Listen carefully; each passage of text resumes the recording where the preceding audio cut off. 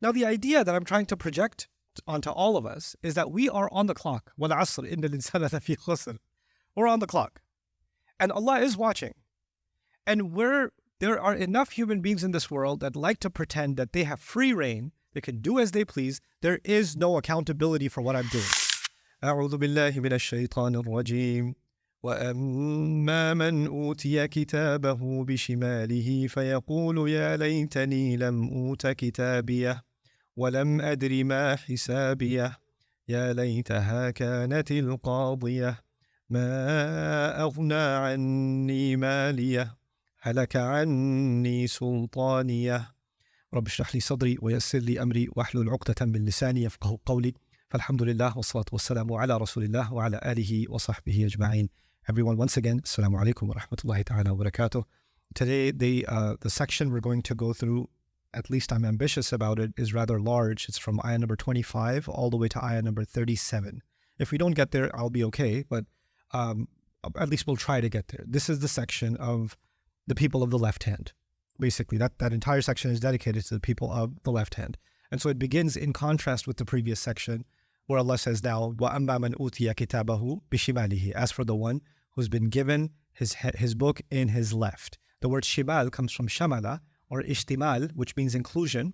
The left hand is considered secondary when you're holding something and you want to include the second hand in to be able to grab it properly. That's what became the shimal, because it helps you become to do shumul of something, to include something in your grasp, right? So it's actually considered in that sense secondary, right? And by saying he's been given the book, or somebody did something with their shimal, what that actually means in Arabic is they didn't take it that seriously. It wasn't worth much, because if something's worth something, you put your right hand on it, right? So وَأَمَّا مَنْ أُوتِيَ كِتَابَهُ بِشِمَالِهِ. As for the one who's been handed his book in his left, فَيَقُولُ يَا لَيْتَنِي لَمْ أُوتَ كِتَابِيَهْ. Then he will call out, what has happened? Or layta is one of those words in Arabic. It's a word for regret. I'll tell you the etymology in a minute, but it's very hard to translate. In older English, they had things like woe unto me or woe is me, right? But woe is not the same woe now, right? Woe in Shakespearean English had a certain effect. It doesn't have the same, like no teenager goes around when, their dads grounded them for a week, or your mom took your cell phone away. Woe unto me, hast thou not takeneth my iPhone Pro Max. So the word woe doesn't have a serious impact anymore. It did in Shakespearean English, right? So what does it mean? We'll look into that when the time comes, inshallah, a little bit deeper. But one thing I will tell you is, as technology has improved, the human ability to articulate themselves has declined, right? So there are studies now about even handwriting. Human handwriting is declining rapidly, right? So adults are writing like third graders used to write, right? Teenagers will see me just write something. Wow, you can write like that? I was like, second grade. But now that looks like calligraphy now. Why? Because there's a decline in linguistic ability, because we're handing so much of the linguistic work over to machines, right? The same way emotions or language is not as rich as it used to be once. Why? Because, for example, if you want to express frustration, you can just take a round yellow face with steam coming from the nose and send it to somebody. Instead of expressing frustration with words, you could just send them an emoji, right? And you can also now, because we're in the world of rapid communication, we don't even write the full sentence. I mean, it used to be all right, then it became okay, then it's become K, right? So the abbreviation of language and the misspelling of words, that's the common thing now, right? And so language is going through a tremendous decline. And this is not something that happened after social media. It got exaggerated after social media. But even before then, language has been declining for some time now. And actually, some of the ancient languages of the world are very quickly dying. There are many languages that are dying. By the way, you'd be interested to know, South Asians might be interested to know, Urdu and Bangla is two of the languages that are dying. They're dying. And so I experienced this firsthand. I have up to an 8th grade level education in Urdu. That's all I learned when I was in Saudi. I was in a Pakistani school. Before that, I knew some German because I was born in Germany, but that's gone. 9. So So, but my Urdu is, it's 8th grade education. So it's not college level Urdu. It's not even high school Urdu. It's 8th grade Urdu, right? And then my family came here after that. So I haven't had continued Urdu education since. And that was in 1865. So it's been a while. So last year I went back and I gave lectures in Urdu in different cities in Pakistan. I went on like 22 different universities over the course of a month, right? And people coming up to me telling me, "Aapki Urdu bahut nawabi hai. You speak like ancient Indian aristocrat Urdu." I do? I don't think I did. Because 8th grade, from my time until now, the language has been impacted so deeply by, it's got Anglo influence now, and it's got Hindi influence now. So now people are coming up to me and saying, "Ye bada acha hoega." And I was like, "What's hoega?" I knew a hoga, but this is a new hoega. So the language started kind of, breaking apart. And the insertion of outside words becomes more and more common, right? This is happening with Arabic too, by the way. The Arabs should be very sad about that.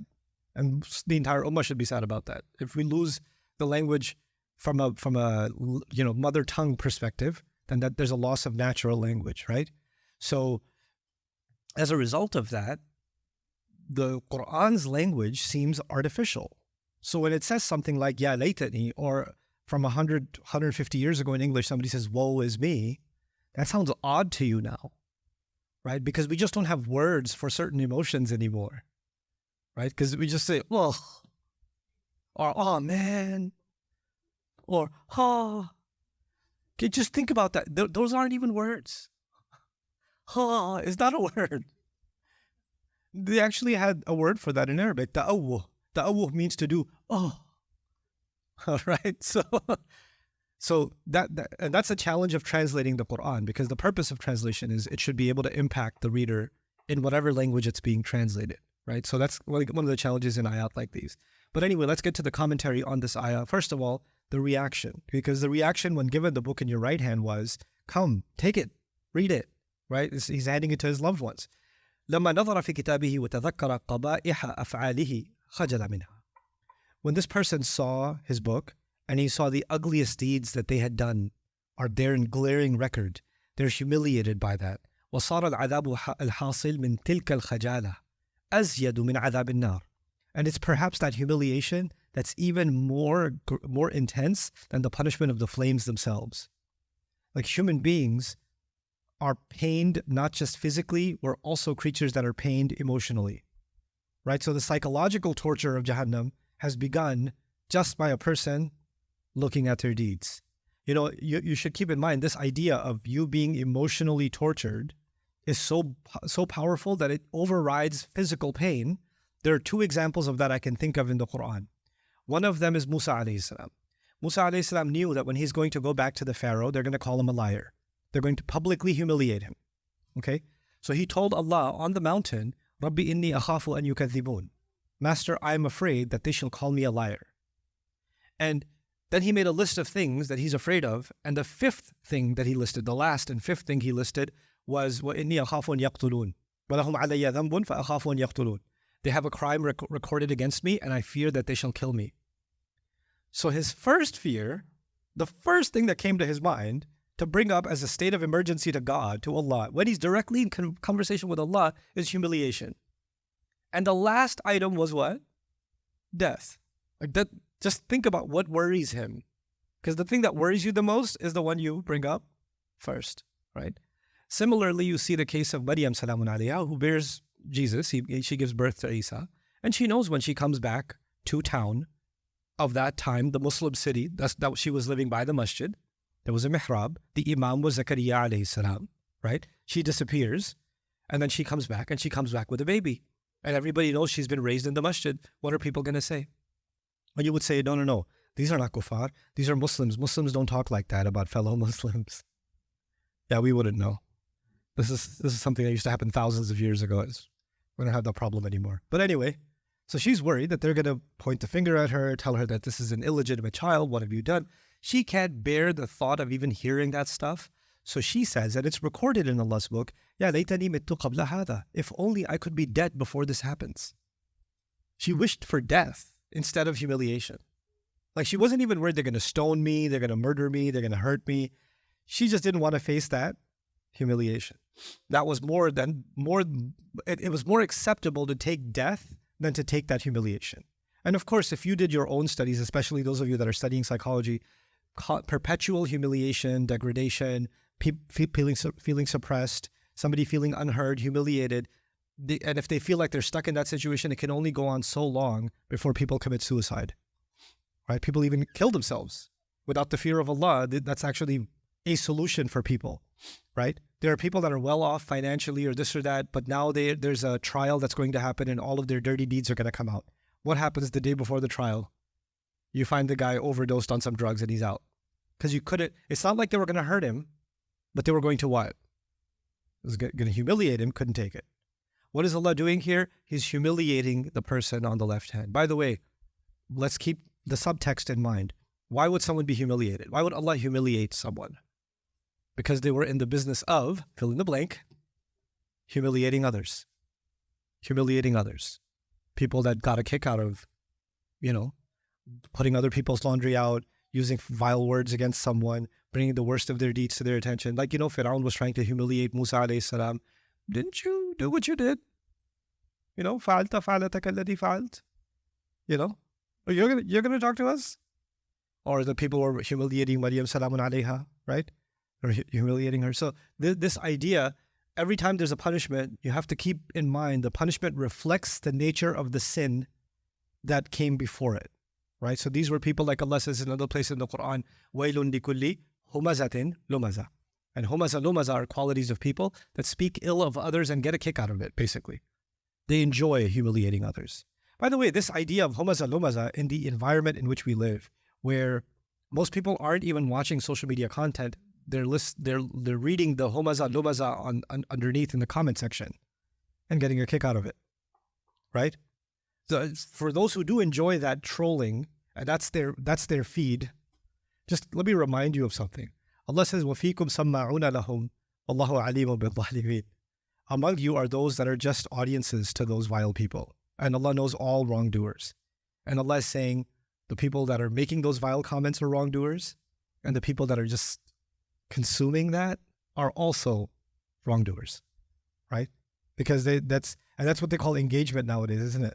They put those comments there because it gets them more engagement and all of that. Anyway, so the punishment has already begun, and it's humiliating in nature. وَهَذَا يُنَبِّهُكَ عَلَى أَنَّ الْعَذَابَ الرُّوحَانِ أَشَدُّ مِنَ الْعَذَابِ الْجِسْمَانِ.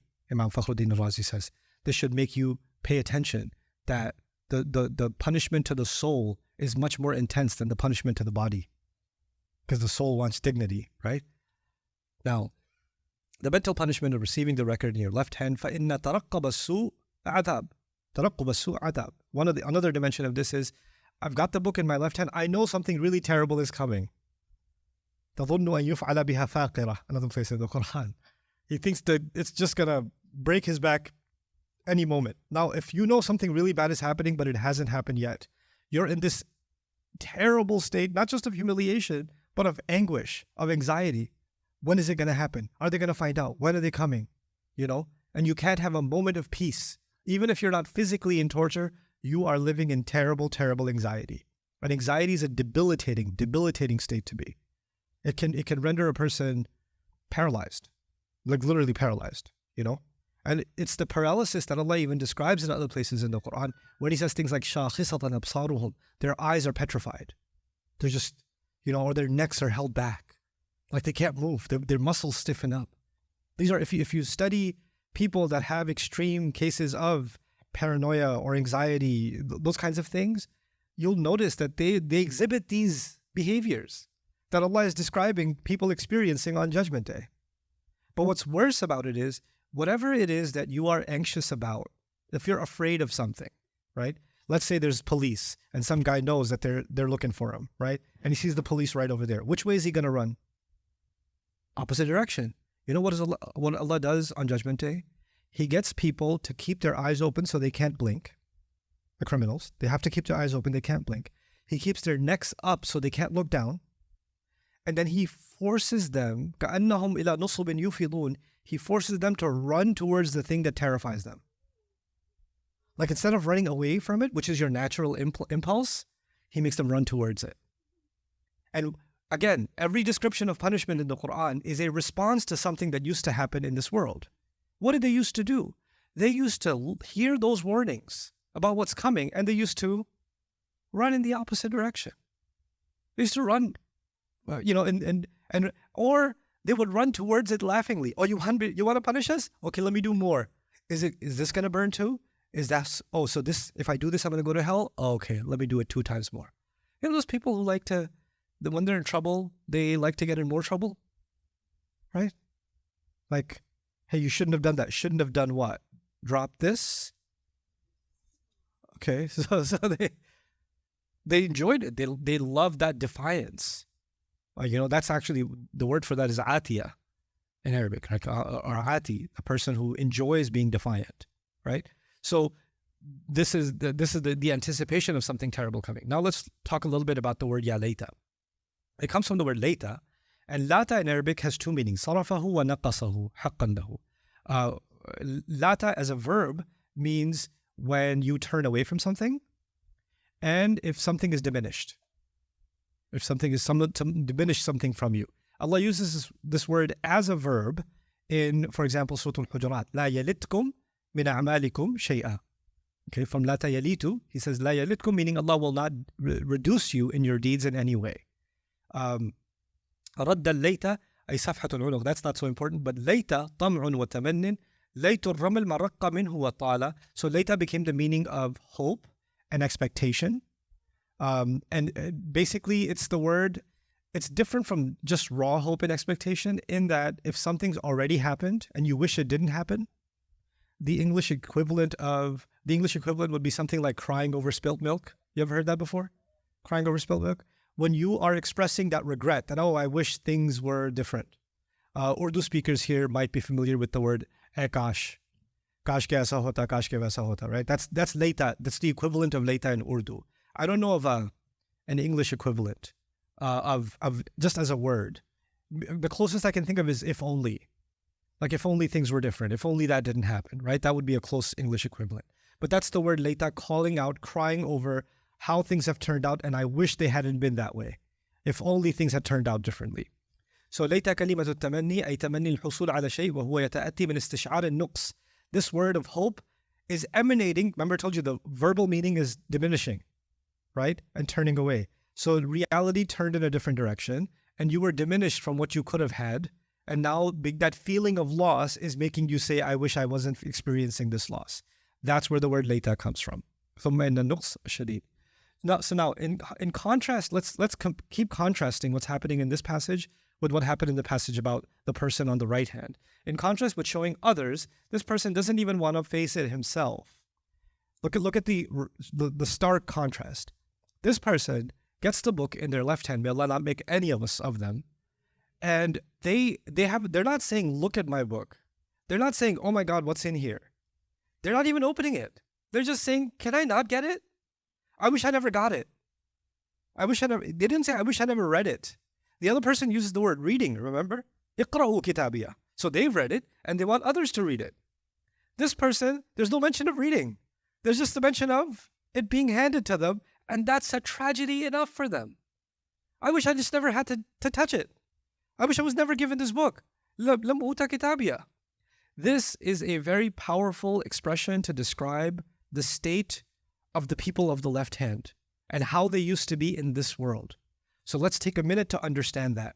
Why is this so important that they say, I wish I was never given my book? You've probably heard the expression YOLO. You only live once.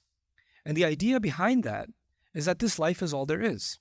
And if this life is all there is, and you are, let's say you hit the age of 40, that means you're about to have your midlife crisis. You've heard that one before? Midlife crisis means you're in the last episode of your youth. After this, you're going to be in some kind of a hospice care, or somebody's going to have to clean your diaper, and you're going to be on a drip or something. You're going to end up, in a nursing home, things like that. So the last couple of decades where you have control over your body has begun. The last episode, because this is all there is. So this becomes an incredibly depressing realization for people. As a result of that, they start behaving in certain interesting ways. They start listening to music from their teenage years. They start buying the car that has no purpose except to show off. They start engaging in, they start drinking more. They start partying more. They start pretending they're 20, right? They'll break the family. They'll go, step out on the marriage, all kinds of stuff. They'll abandon the kids. I'm just going to travel the world. I just need to experience the world. I want to experience life. I want to live my life, etc. All of this is happening because they're not worried about the consequences, the devastation they're going to leave behind. They're not worried about that. You know why? Because by the time the devastation catches up with them, they'll already be dead. This is all I get to have. Let me just have my fun, because you only live once. This is never going to come back. This is all we ever have, right? And so these people created an entire life based on the assumption that everything I'm doing, live in the moment, be yourself, be in the now, enjoy yourself, find your true happiness, connect with your true self, you do you, all this kind of crap that's now being sold to humanity. I just want to do me, I just want to do me. And then do me means I want to do really bad things, but I'm going to glorify that as saying I'm being true to myself. That's because when you're being, the idea of true to myself, let me just take off the pretty wrapping and tell you what that really means. That means I don't want to think about the fact that everything I'm doing is being surveilled, recorded, documented, and I'm answerable to someone. I don't want to think about that. I have no one watching over me. I have no authority over me. To give you an example of, somebody who is an employee and they're in the government building or their employer's building. They're in the building and they're in billable working hours, right? There's some room. They can take a coffee break. They can take a bathroom break, maybe a cigarette break for some people or whatever, right? But there are guidelines when you're in the workplace in working hours. There are certain things you cannot do because you are on the clock. Everybody understands that, right? Now imagine somebody who's on the clock and refuses to accept the fact that they are on the clock. Refuses to accept that fact. Within 10 minutes, if they want to act crazy, there are going to be consequences, right? Now, the idea that I'm trying to project onto all of us is that we are on the clock. وَالْعَصْرِ إِنَّ الْإِنسَانَ لَفِي خُسْرٍ. We're on the clock. And Allah is watching. And there are enough human beings in this world that like to pretend that they have free reign, they can do as they please. There is no accountability for what I'm doing. And this ugly attitude of defying Allah like the greatest entity, please remember this phrase, the greatest entity to which I am answerable is me. The greatest entity to which I am answerable is me. There is nobody else I'm answerable to. In fact, I am so important, and some Muslims are starting to do this, because Christians were doing this before us. We copy pretty well. لَتَتَّبِعُنَّ سُنَنَ الَّذِينَ مِنْ قَبْلِكُمْ. The Prophet ﷺ warned us, you'll end up following the ways of those who came before you. What did they do? I'm so important, I'm going to mold the concept of God to fit my needs. My Allah wouldn't judge me. Really, your Allah. Yeah, my Allah doesn't, my Allah is loving and merciful and kind. It's like, you're speaking on Allah's behalf. That's really adorable.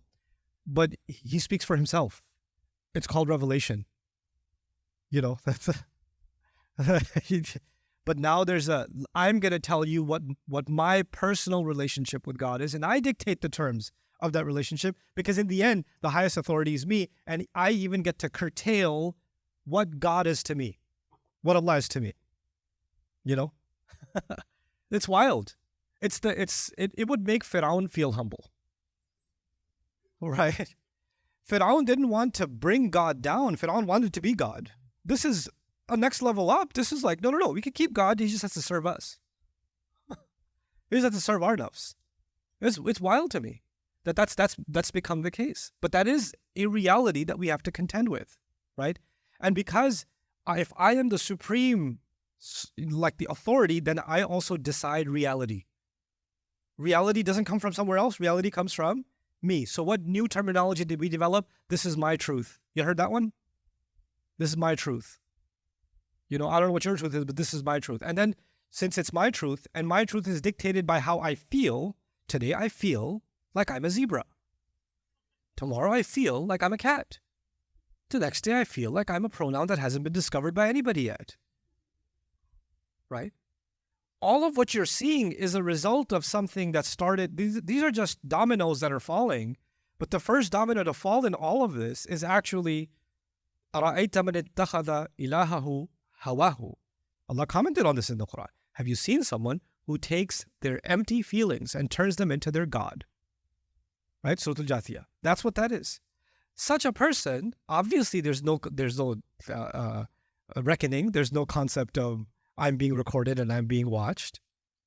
I don't want to deal with that. And if somebody wants to hold them responsible, let's say their mother says, hey, I think you need to stop doing that. Or their friend says, hey, I think this is too much. The moment somebody tries to rein such a person in, you know what they do? You can't tell me what to do. I'm my own person. Just let me be. You know what? Mind your own business. Right? Nobody gets to check what I'm doing. And I can run from that conversation. I can avoid it. I can slam the door, walk out. You know what? You are a negative, toxic influence in my life that is trying to bring me down. I'm going to go out there and I'm going to do whatever I feel like doing because I just need to get away from this toxicity. And I'm blocking you, mom. Right? Common practice. Because you want to, find your happy place. Right? And this thing is all about not having to face what you've actually done. And the moment you're about to face it, you run off. You run off. What does Allah do on Judgment Day? Hands you the book, and you can't throw it away. It's stuck on your hand. And it's open, and you got to face it. And the first thing is, really, do I have to have this book? Can I not? I lived my entire life avoiding thinking about what I'm doing.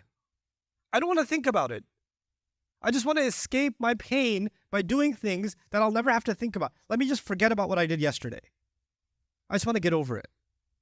I don't want to think of it. This whole mentality is being encapsulated in just, Ya laytani lam uta kitabiya. Allah could have just said he's going to throw them in hell, and that would have been enough. But no, He gave us a prognosis. He gave us a deep insight into the mind of the people of the left hand. Just with this phrase, And this is their lack of will to face their own consequences, the consequences of their deeds. وَلَمْ أَدْرِ مَا حِسَابِيَهْ. There's two readings of this. One reading of this is grammatically separate from the previous. This is the last bullet point here, but I'll tell you now. It's grammatically separate. What that means is I had no idea what my reckoning was going to be. I had no idea. Like, even now they're throwing an excuse out. I had no idea. Really? I didn't know what this was. That's not fair. But another reading, which I find more convincing, is that this is grammatically connected to the previous statements, ma'tuf alayhi. And what that would then mean is, I wish I had no idea what my account is, which now suggests that the book has in fact been opened. So there's an escalation. The first ayah was, okay, I wish I didn't get my book. I wasn't given the book. Now it's, I wish I didn't know what my account is, meaning now they're the deeds and what they're worth and the sins and what they're worth and the weight of them and the punishment, the suitable punishment for it. All of that's been laid out before them to see, right? وَلَمْ أَدْرِ مَا حِسَابِيَهْ. I wish I didn't know. Look at also this, the second use of diraya. You saw in the beginning, Al-Haqqah, Mal-Haqqah, wa ma adraka mal-Haqqah. And now Allah is bringing the same word, وَلَمْ أَدْرِ مَا حِسَابِيَهْ. This is a way, I call this in Quran, within a surah, I call these anchors. These are anchors inside of a surah. The same word is repeating itself strategically to make a connection with what came before. When did it come? Do you have any clue as to what is real? And now, I wish I had no clue what my reckoning is. Connect those two dots together. What do you get? Your record is very real. The accounting is very real. Do you realize how serious that is? How powerful that event is? وَلَمْ أَدْرِ مَا حِسَابِيَهْ. Then there's a contrast. I already shared with you the insight into recklessness, but the contrast between what he's saying, this person's saying, I wish I didn't know. But what did the person on the right hand say? They said, إِنِّي ظَنَنْتُ أَنِّي مُلَاقٍ حِسَابِيَ. I was always thinking, ظَنَنْتُ, I was convinced, I was thinking, I was mentally conscious that I'm going to meet my reckoning. I'm going to meet my record, my account. I'm going to have to face it. So there's two very divergent, contrasting positions. One position is, I'm always thinking about the audit that is coming, and the other, I wish I never knew even now. Just like I never knew or cared when I was alive. It is not in this life. Even in the previous life, I didn't know, I didn't want to know. I don't know now, I don't want to know now. SubhanAllah. This is a direct one-to-one contrast. Ya laytaha kanat al-qadiya. So I wish it, if only it, we're going to talk about what it is, if only it was decisive. If only it was decisive. Now Allah didn't say what that it is. So let's see what that it is. الضمير في يا ليتها إلى ما يعود. What does the it go back to? الأول إلى الموتة الأولى. The first interpretation is it refers to the time I died. I wish that my death the first time around was decisive. Like I wish I didn't get raised again. Right? القاضية القاطعة عن الحياة. القاضية means decisive, meaning cutting you off from the first life. وفيه إشارة إلى الانتهاء والفراغ. And that would be, for this person, the end. And they're free to, they don't have to worry about it. Now, I'm just going to go into the universe. I'm just going to be particles spread across the galaxies. That's all I'm going to be, you know. Just spread my ashes in the ocean, you know. Because I used to love the ocean. You know, people have those wakes, right? I used to love fishing. Bye, Frank. And Frank is back like, no, I was done. Hey guys, you just watched a small clip of me explaining the Quran in depth as part of the Deeper Look series. Studying the Quran in depth can seem like a really intimidating thing that's only meant for scholars. Our job at Bayyinah is to make deeper study of the Quran accessible and easy for all of you. So take us up on that challenge. Join us for this study, the Deeper Look of the Quran, for this surah and many other surahs on bayyinahtv.com under the Deeper Look section.